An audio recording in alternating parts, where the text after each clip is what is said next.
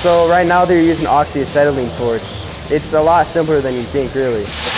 Add the acetylene, and then there's a lever on top. You squeeze that for the oxygen, heat it up, and it cuts at about 1600 degrees. Last year, it was a lot of base level skills like changing a tire or a car battery or hooking up a fuse line.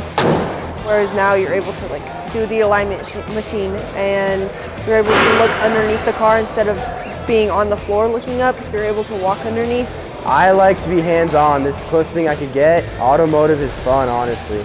It's definitely the highlight of my day for sure. I love figuring out a problem and problem solving and putting the pieces together. So it's a 14.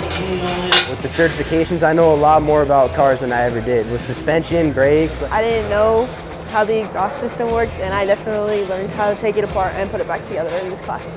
The other day, I just changed the brake pads and rotors on my truck just because I learned how to do that last year. It's good knowledge to have. I just bought the parts and did it myself. And it makes me feel empowered. I say definitely join the class if it's something you're interested in. Like, they're over there literally cutting up a car for fun. I think this class is amazing and you should definitely be taking it.